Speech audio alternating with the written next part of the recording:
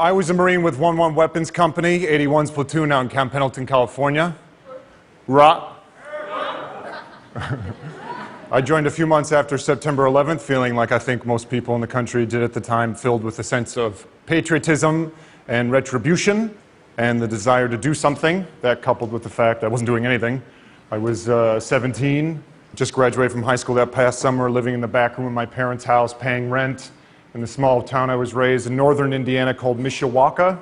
I could spell that later for people who are interested. Mishawaka is many good things, but cultural hub of the world it is not. So my only exposure to theater and film was limited to the plays I did in high school and Blockbuster Video. May she rest in peace.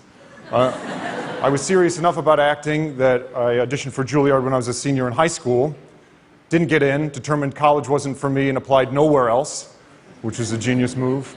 I also did that Hail Mary LA acting odyssey that I always heard stories about of actors moving to LA with like $7 and finding work and successful careers. I got as far as Amarillo, Texas before my car broke down.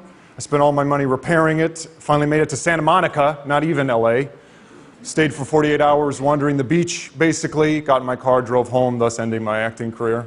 So, 17, Mishawaka, parents' house, paying rent, selling vacuums, telemarketing, cutting grass at the local 4-H fairgrounds. This was my world going into September 2001. So after the 11th and feeling an overwhelming sense of duty and just being pissed off in general at myself, my parents, the government, not having confidence, not having a respectable job, my shitty mini fridge that I just drove to California and back, I joined the Marine Corps and I loved it. I loved being a Marine. It's one of the things I'm most proud of having done in my life. Firing weapons was cool. Driving and detonating expensive things was great. But I found I loved the Marine Corps the most for the thing I was looking for the least when I joined, which was the people. These weird dudes, a motley crew of characters from a cross-section of the United States that on the surface I had nothing in common with. And over time, all the political and personal bravado that led me to the military dissolved. And for me, the Marine Corps became synonymous with my friends. And then a few years into my service and months away from deploying to Iraq, I dislocated my sternum in a mountain biking accident and had to be medically separated. And for those who were never in the military, they find this hard to understand. But then being told I wasn't going to deploy to Iraq or Afghanistan was very devastating for me. It's a very clear image of leaving the base hospital on a stretcher and my entire platoon was waiting outside to see if I was okay. And then suddenly I was a civilian again. I knew I wanted to give acting another shot because, again, this is me, I thought all civilian problems are small compared to the military. I mean, what can you really bitch about now? It's hot. Someone should turn on the air conditioner. This coffee line is too long. I was a Marine. I knew how to survive. I would go to New York and become an actor, and if things didn't work out, I'd live in Central Park and dumpster dive behind Panera Bread. So I re-auditioned for Juilliard, and this time I was lucky enough I got in, but I was surprised by how complex the transition was from military to civilian. And I was relatively healthy. I can't imagine going through that process on top of a mental or physical injury. But regardless, it was difficult. In part because I was in acting school. I couldn't justify going to voice and speech class, throwing imaginary balls of energy at the back of the room, doing acting exercises where I gave birth to myself while my friends were serving without me overseas. But also because I didn't know how to apply the things I learned in the military to a civilian context. I mean that both practically and emotionally. Practically, I had to get a job. And I was an infantry Marine where you're shooting machine guns and firing mortars. There's not a lot of places you can put those skills in the civilian world. And emotionally in that, I struggled to find meaning. In the military, everything has meaning. Everything you do is either steeped in tradition or has a practical purpose. And you can't smoke in the field because you don't want to give away your position. You don't touch your face because you have to maintain a personal level of health and hygiene. You face this way when colors plays out of respect to those people who went before you. You walk this way because of this. You talk this way because of this. Your uniform is worn and maintained to the inch, and how diligently you followed those rules spoke volumes about the kind of Marine you were. Your rank said something about your history and the respect you had earned. In the civilian world, there's no rank.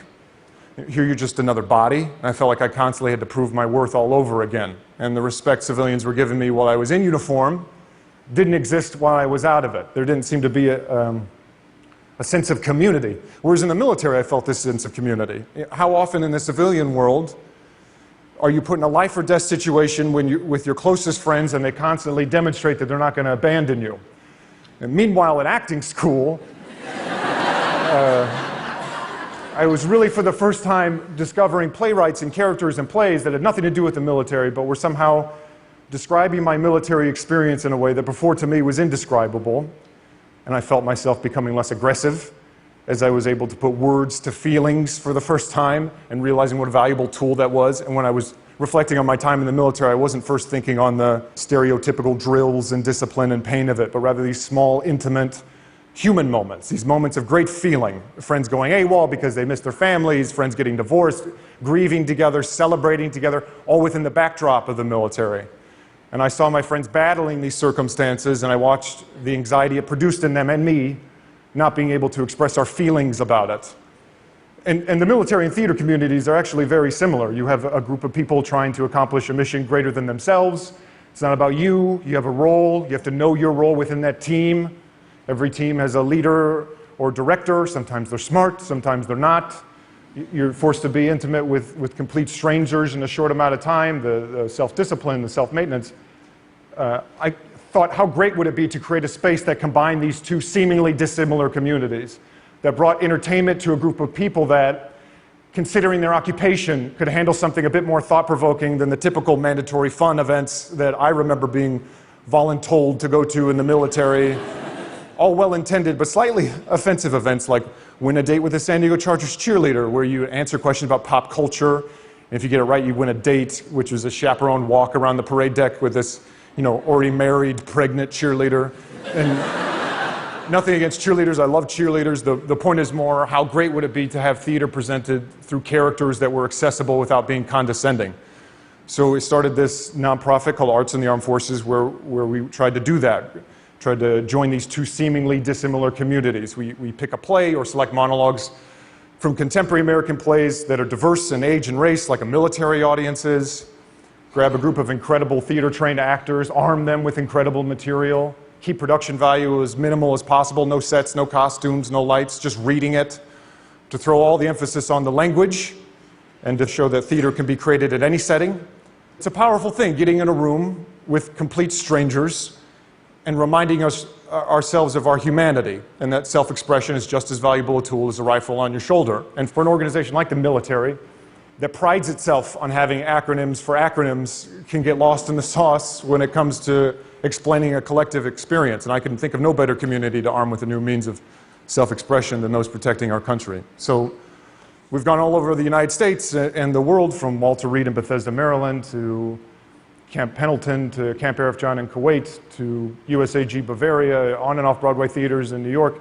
And for the performing artists we bring, it's a window into a culture that they otherwise would not have had exposure to. And for the military, it's the exact same. And in doing this for the past 6 years, I'm always reminded that acting is many things. It's a craft, it's a political act, it's a business, it's whatever adjective I guess is most applicable to you, but it's also a service. I didn't get to finish mine.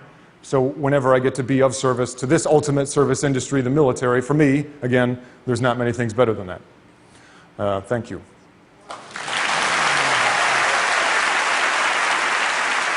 So we're going to be doing a piece from Marco Ramirez called I Am Not Batman.